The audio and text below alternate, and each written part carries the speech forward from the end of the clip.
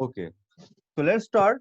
So our today's topic is sociological explanation of criminal behavior. And of course, you are a student of fundamental of criminology. That's one of the major subject of MSc. Okay. Now, do you know that we have different perspectives? Now we have three different factors of crime. अगर आप criminology में college to school of criminology study करें तो आपको पता पड़ेगा कि तीन बड़े अहम कंपोनेंट्स हैं और फैक्टर्स ऑफ क्राइम में, एक बायोलॉजिकल, एक सोशल, और फिर we have psychological factor as well. It भी अब इसमें वही जो तीन फैक्टर्स हैं, अब हमको क्या कहते हैं, we call them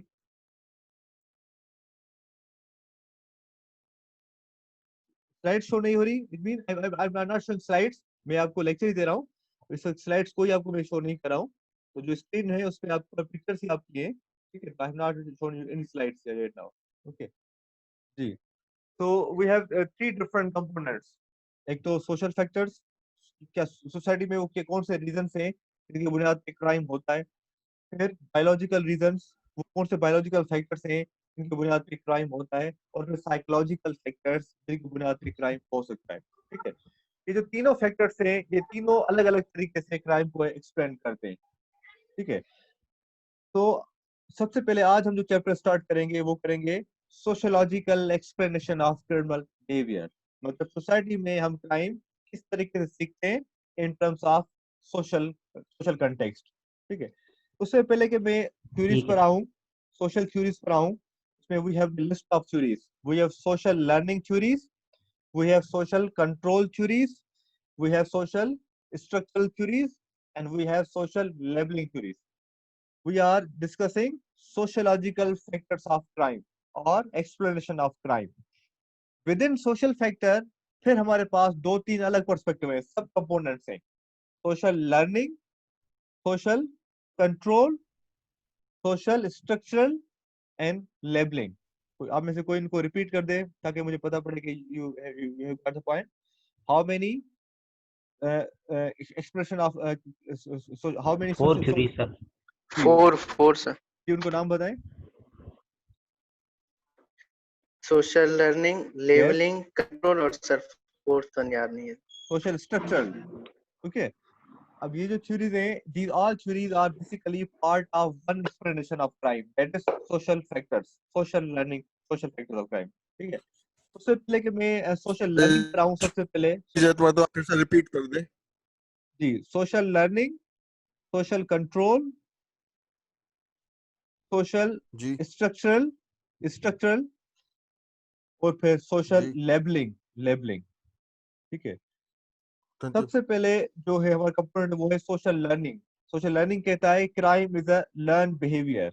it mean हम क्राइम को लर्न करते हैं थ्रू अ पर्टिकुलर प्रोसेस, जिसको मैं बाद में आऊंगा, ठीक है। उसी तरीके से जो सोशल कंट्रोल पर्सपेक्टिव है उसका जो कंसेप्ट है रिगार्डिंग लर्निंग क्राइम, वो ये है कि हम सब में क्राइम करने का पोटेंशियल मौजूद है। हम सब इंसानों में क्राइम करने की सलाहियत मौजूद है, लेकिन हम में से मेजॉरिटी इसलिए क्राइम नहीं करती बिकॉज वो जो मेजॉरिटी होती है वो कंट्रोल होती है। कंट्रोल कौन करता है उनको? Parents, teachers, law, society, custom, culture, control by society. अगर वो कंट्रोल लूज हो जाए या वीक पड़ जाए तो वो लोग अपनी दोबारा कहाँ जाते हैं? क्राइम की तरफ वो राग़िब होते हैं, okay. So that has proven that every human has a potential of committing crime, but not all people commit crime because about social control. तो अलग अलग बात करेंगे, अलग अलग थ्योरीज हैं इस पर। सोशल लर्निंग की अलग थ्योरीज है, सोशल कंट्रोल की अलग थ्योरीज है। उसी तरीके से सोशल स्ट्रक्चरल जो अप्रोच है वो कहती है कि सोसाइटी में कुछ ऐसे बेसिक स्ट्रक्चरल नॉर्म्स हैं जो क्राइम की वजह बनते हैं, ओके। सोसाइटी में कुछ ऐसी स्ट्रक्चरल इश्यूज हैं जिनकी बुनियाद पे क्राइम होता है, ठीक है। अब वो स्ट्रक्चरल से मुराद क्या? मतलब हम क्राइम हम इसलिए नहीं करते, हम सीख के करते हैं। हमें हमें इतनी मजबूरियां होती हैं, लाइक आपकी गुर्बत, लाइक आपके जहालत, या सोसाइटी में जो कुछ होते हैं, हम वो इतना मजबूर कर लेते हैं, हम क्राइम उनके लिए बिना पे करते हैं, हम लर्न करके नहीं करते। मतलब हम सपोज करें एक ऐसे ऐसे लोग जो गुर्बत का शिकार हो, जो अफलास का शिकार हो, जो जहालत का शिकार हो, इन पर बड़े इश्यूज हो, सोशल इश्यूज हो, तो वो लोग इसलिए क्राइम नहीं करते कि वो क्राइम को आइडलाइज करते हैं या क्राइम की क्लासेस लेते हैं या क्राइम सीखते हैं, but they have the potential to commit a crime because about they want to satisfy their needs. ठीक है, that is social structural. फिर आखिर में हमारे पास है सोशल लेबलिंग पर्सपेक्टिव. लेबलिंग से मुराद कि सोसाइटी में हम लेबल किया जाता है। लेबल करें लोगों को whether they are criminal or not. मतलब अदरवाइज है ना, crime is a humanly defined behaviour. Crime में वो इंसान का डिफाइंड बिहेवियर है, वो कोई अदरवर्ल्डली बिहेवियर तो है नहीं. ठीक है, तो इससे ये पता पड़ता हमें कि हम किन खास ग्राउंड्स के बिना पे लोगों को लेबल करते हैं. अब आप देखें कि एक बंदा जो हमारी नजर में वो एक तरीके का बिहेव, अफसोस एक बच्चा है जो बात नहीं कर पा रहा, he is short of confidence. Okay, अब उसके उस कॉन्फिडेंस के कम होने के बिना पे या इंस्पेक्शन न करने के बुनियाद पे हम उसको क्या लेबल करते हैं, टीचर क्या लेबल करता है, वो डम है, डफर है, वो अच्छा स्टूडेंट नहीं है. तो फिर जब भी उस स्टूडेंट को गेज करेगा, उसको पे करेगा, इसको असेस किया जाएगा, वो टीचर हमेशा उसको लो रेटेड ट्रीट करेगा, भले वो कितना अच्छा भी काम क्यों नहीं करे, बिकॉज वो मेरी नजर में, टीचर की नजर में एक अच्छा स्टूडेंट नहीं है. ठीक है, तो उसी तरीके से हमारे जो कोर्ट प्रोसीजर्स हैं, जो लॉज हैं, जैसे उसमें हम लोगों को लेबल भी कर लेते हैं. ठीक है, अगर आपकी कोर्ट प्रोसीडिंग में जज अगर एक ऐसे बंदे को देखे जो बड़ा अच्छा दिखता हो, जिसके कपड़े बड़े अच्छे हो, पढ़ा लिखा हो, तो बेनिफिट ऑफ डाउट उसको ज्यादा जाता है. और ऐसे अगर कपड़े फटे हुए हो और बंदा कोई पान गुटखा खा रहा हो और उसको पता हो कि पता हो ये बंदा पढ़ा लिखा भी नहीं है और ड्रग भी लेता है, तो नेचुरली वो 50% केस उसके खिलाफ चला जाएगा वहीं पर भी. तो we used to label the people on the basis of their affiliation, ideology, their outlook, their custom, culture, their age, gender, their belonging. अब जो औरत एक शोर कर दे कि उसके साथ जाती हो गई, हालांकि नहीं भी हुई हो, लेकिन हम उस मर्द पे इल्जाम देंगे जो जिसने बेचारे ने जुल्म नहीं भी किया होगा, because the lady has claimed that she has been harassed by the person. एक बंदा अगर कहे कि now he has been harassed by the lady, तो मेजॉरिटी लोग उसकी बात पर यकीन करेंगे, नहीं करेंगे. ओके, मेरी आवाज आ रही है आपको? जी, आवाज कट गई, कहाँ तक सुना आपने? सर ये स्टार्टिंग से ना आपकी आवाज कोर्ट में मसला आ प्रोसीडिंग, रहा है। बहुत कट कट के आ रही है. वो हाँ आ रही है, आज मेरे पास नेट का इशू है सर बड़ा. बेनिफिट ऑफ डाउट जो देती है कोर्ट, वो कहाँ तक सुना है? अच्छा अच्छा, ठीक है जी. हमें ये कह रहा था कि ये भी लेबलिंग लेबलिंग पर्सपेक्टिव है, हम किन लोगों को उनकी आइडियोलॉजी, अफिलेशन, जेंडर, एज, तालीम के बुनियाद पे लेबल कर लेते हैं. अब सब एक एकदम कह रहा था, अगर एक औरत यहाँ पे शोर करे कि किसी बंदे ने उसकी हरासमेंट की है, तो हम आंखें बंद करके उस बंदे को जिम्मेदार उसका ठहरा देंगे. अगर एक बंदा एक मेल अगर क्लेम करे कि उसकी हरासमेंट हुई है, वो लेडीज ने की है, तो हमें से मेजोरिटी क्या कहेगी कि वो ये गलत इल्जाम है उस पर, क्योंकि हम केस को नहीं देख रहे, बल्कि हम उस बंदे को लेबल करके उस केस को परसीव करें. ठीक है, तो ये बड़ा अहम एस्पेक्ट है कि सोसाइटी में हमने कुछ ऐसे लॉस अपने तौर पर कस्टमर के बना लिए और लेबल कर लिया उनको, ये ऐसा ही है, वो बंदा ऐसा ही है. ठीक है, तो ये लेबलिंग पर्सपेक्टिव है, जिस दिन अलग अलग हम बात करेंगे. हम सोशल लर्निंग थ्योरी अलग पढ़ेंगे, सोशल कंट्रोल पर्सपेक्टिव अलग पढ़ेंगे और सोशल स्ट्रक्चरल पर्सपेक्टिव अलग पढ़ेंगे. जी ठीक है, सर। अभी सबसे पहले मैं आपको बताऊंगा कि जो लर्निंग होती है वो कैसे होती है. सोसाइटी में हम कोई भी नया बिहेवियर सीखते हैं, तो वो नया बिहेवियर हम किस बुनियाद पे या किस तरीके से अडॉप्ट या अक्वायर करते हैं. ओके, तो इसके लिए हमारे पास एक साइकोलॉजिकल अप्रोच है लर्निंग की. We have approach known as social learning, socio psychological learning of crime. So we have three different types of learning. One is classical conditioning. Okay, classical conditioning. And number two, we have the approach that is a classical conditioning. Okay, and then we have operant conditioning. So what is the second type? That is operant conditioning. And then we have third one is learning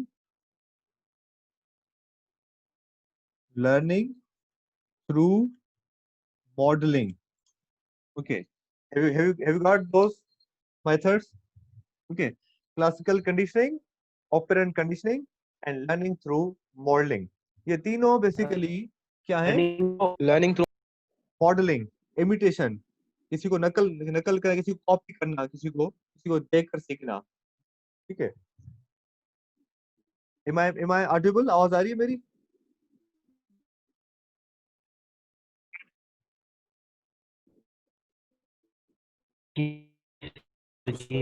Basically is their type of learning that believe that the learning through association.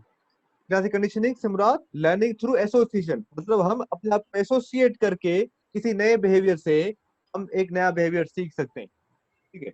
Now if you have learn how to drive a car, naturally you have to associate yourself with a car, with a driving seat, with a driver, and you have to drive a car. Okay, so here we need to learn a behavior through interaction, communication and association. ठीक है. कुछ ऐसे behaviour से हमारे जो otherwise हमारे लिए बड़े बड़े नए हैं, कुछ बिहेवियर हमारे लिए बड़े नए हैं, हम उनको तब तक नहीं सीखते जब तक हम उनसे अपने आप को एसोसिएट नहीं करें. ठीक है.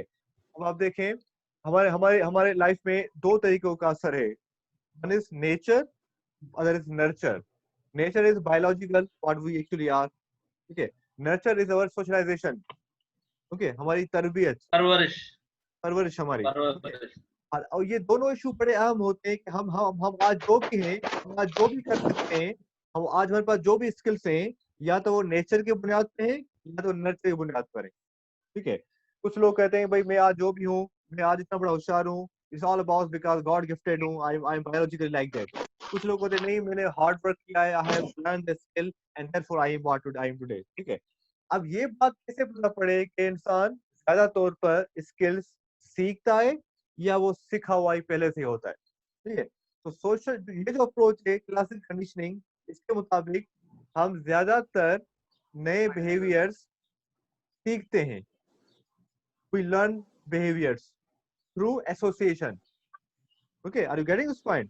We learn new behaviors through associations, through association. Ji sir. अब ये अप्रोच सबसे पहले से मुराद एक टेस्ट हुई थी. एक साइंटिस्ट था, Pavlov was a scientist who has tested the approach of classical conditioning.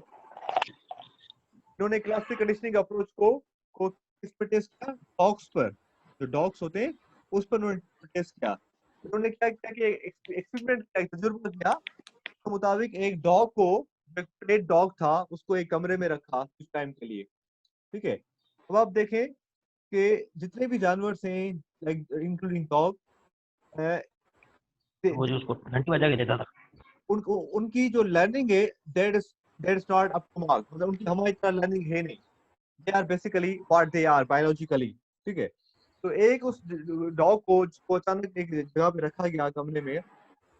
उसको ये नहीं पता था कि अगर कोई भी नया बिहेवियर हो तो उसको कैसे बिहेव करना है. He has not learn that. ठीक है. तो क्या हुआ कि अचानक उस तजुर्बेकार में उस साइंटिस्ट ने एक बेल बजाई, बेल को रिंग किया. जैसे ही बेल बजी, एक आवाज, साउंड आया, उस आवाज का उस डॉग पर कोई भी असर नहीं पड़ा. जैसे वो बेल बजी, तो बेल बजने का उस डॉग का आपस में कोई भी ताल्लुक नहीं है. Is there any connection? No. The dog, लेकिन हमने सीखा है बचपन से कि जब भी बेल बजे तो हमें क्या करना होता है? दरवाजा खोलना होता है और बाहर देखना होता है कौन आया. ये हमने किससे सीखा है? हमने अपने पेरेंट्स से सीखा है, मूवी से, टीवी से, ड्रामा से सीखा है. जब भी बाहर बेल बजे तो कोई ना कोई बाहर गेस्ट या कोई बंदा होगा. लेकिन उस डॉग को ये चीज नहीं पता थी, तो उसके सेहत पर असर नहीं पड़ा. वो वैसे तरीके से साइलेंट न्यूट्रल रहा. ठीक है. उसके बाद क्या हुआ कि 1 2 3 बार मुसलसल ये रिहर्सल की गई, लेकिन डॉग पर असर नहीं पड़ा इसका.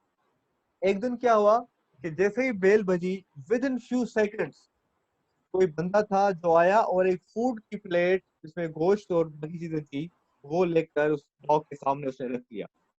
ठीक है. फिर दूसरे दिन भी यही काम हुआ, तीसरे दिन भी यही काम हुआ. फिर एक दिन जैसे ही बेल बजी और वो फूड नहीं आया, हालांकि जितने भी 2-3 दिन थे बेल भी बची थी और फूड भी आता था डॉग के सामने जो खाता था बाद में। लेकिन एक दिन बेल तो बच गई लेकिन there was no person with food. तो क्या डॉग पर उसका क्या असर पड़ा? डॉग स्टार्ट स्लैविया, उसने स्लैविया करना शुरू कर दिया, उसके मुंह में पानी आ गया।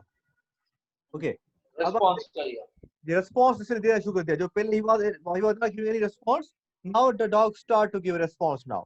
ठीक है, इससे क्या चीज प्रूव हुई? हमने एक तजुर्बा एक बार एक काम Associate. करके तो एसोसिएट करके एक एक्शन से उसको हमने एक एक्शन नया बिहेवियर सिखा लिया यहाँ पे। ठीक है, तो अब जब भी बेल बजती dog start Slavia and he anticipate food आएगा और वो खाएगा उसको।